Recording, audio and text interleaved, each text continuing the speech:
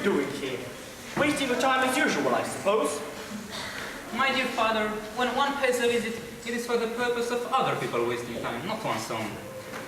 Have you been thinking over what I spoke to you about last night? I have been thinking about nothing else, father. Engaged to be married yet? Not yet, but I hope to be before lunchtime. You have till dinner time if it is of any convenience to you. Thanks awfully, but I think I'd sooner be engaged before lunch. I suppose you have read the Times this morning. The Times leading article on Robert Chiltern's career. Good heavens, no. What does it say? What should it say, sir? Everything complimentary, of course. Chiltern's speech last night on this Argentine canal scheme was one of the finest pieces of oratory ever delivered in the House since Canning. Never heard of Canning. Never wanted to. And did Chiltern uphold the scheme? Uphold it? How little you know him. Well, he denounced it roundly, and the whole system of modern political finance. This speech is the turning point in his career, as the Times points out. You should read this article, sir. Sir Robert Chiltern, most rising of a statesman, brilliant orator, unblemished career, well-known integrity of character, represents what is best in English public life. Noble contrast to the lax morality so common among foreign politicians. He will never say that of you, sir. I sincerely hope not, father. However, I am delighted at what you tell me about Robert. Thoroughly delighted. It shows he has got pluck. He has got more than pluck. He has got genius. I prefer pluck. It is not so common nowadays as genius is. I wish you would go into Parliament. My dear father, only people who look dull ever get into the House of Commons. And only people who are dull ever succeeded there. Why don't you try to do something useful in life? Why don't you propose to that pretty Miss Chiltern? I don't suppose there's the smallest chance of her accepting you. If she did accept you, she would be the prettiest fool in England. But you don't deserve her, sir. My dear father, if we men marry the women we deserve, we should have a very bad time of it. How do you do, Lord Caversham? I hope Lady Caversham is quite well. Lady Caversham is as usual. Good morning, Miss And Mabel. Lady Caversham's bonds, are they at all better? They have had a serious relapse, I'm sorry to say. Good morning, Miss I hope an Mabel. operation will not be necessary. Good morning, Miss Mabel. Oh, are you here? Of course you understand that after breaking your appointment, I'm never going to speak to you again. Do you think you could possibly make your son behave a little better occasionally, just as a change? I regret to say, Miss Chiltern, that I have no influence at all over my son. I wish I had. If I had, I know what I would make him do. And now, my dear, I really must bid you good morning. Oh, I hope you're not going to leave me all alone with Lord Goring, especially at such an early hour in the day. I'm afraid I can't take him with me to Downing Street. It is not the Prime Minister's day of singular unemployment.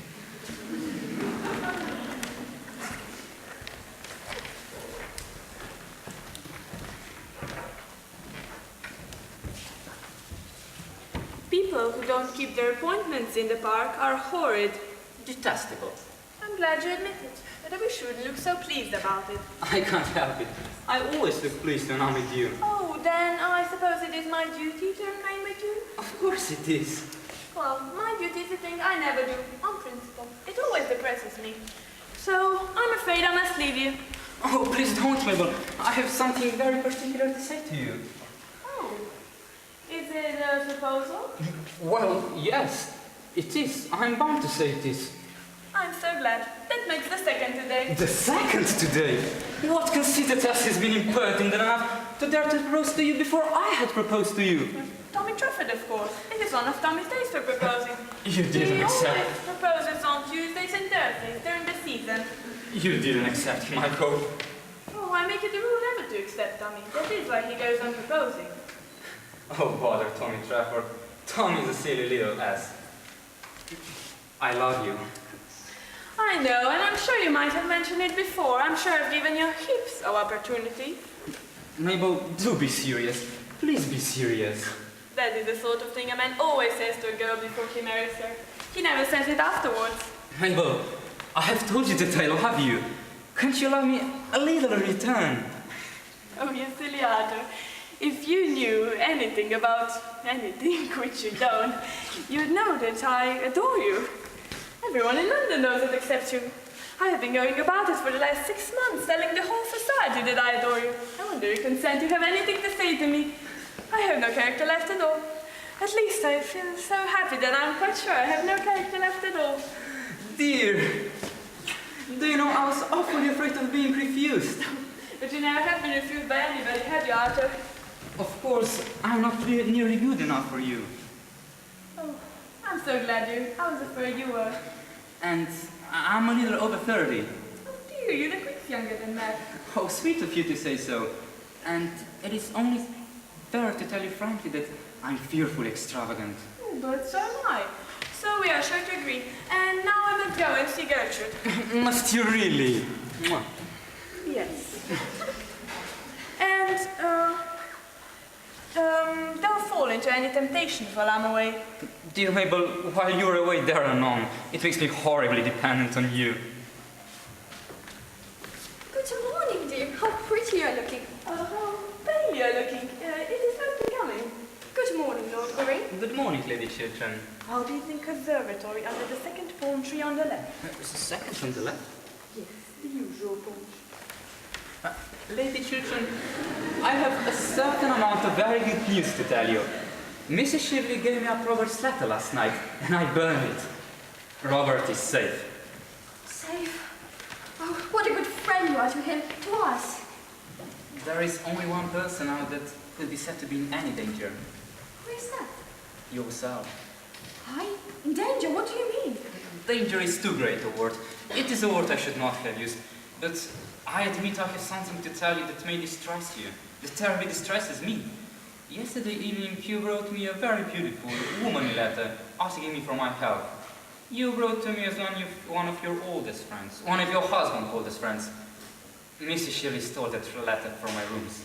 Well, what use is this to her? Why should she not have it? Lady Chiltern, I will be quite frank with you.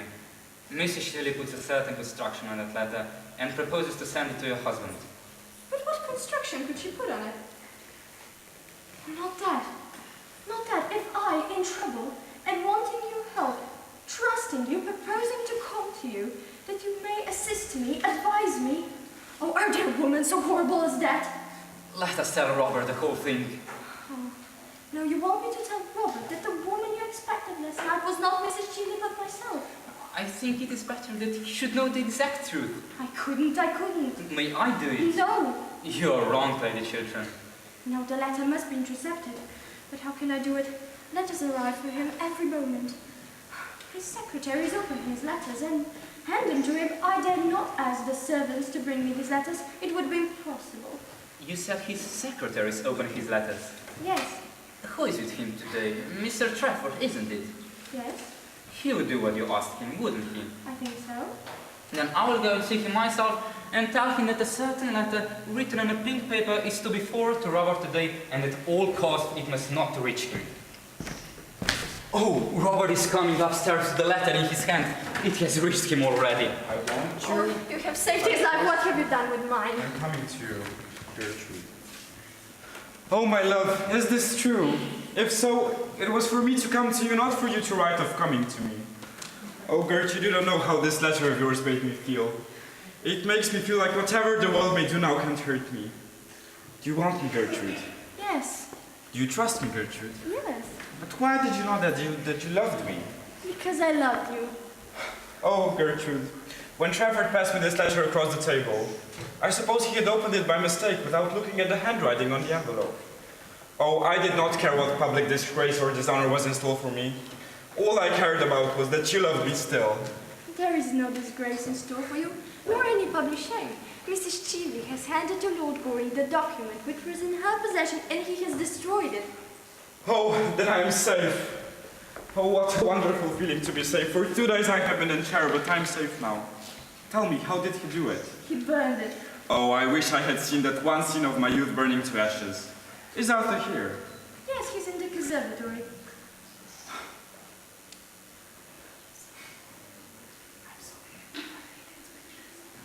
I'm so glad, Gertrude. I'm so glad I made that speech in the house tonight.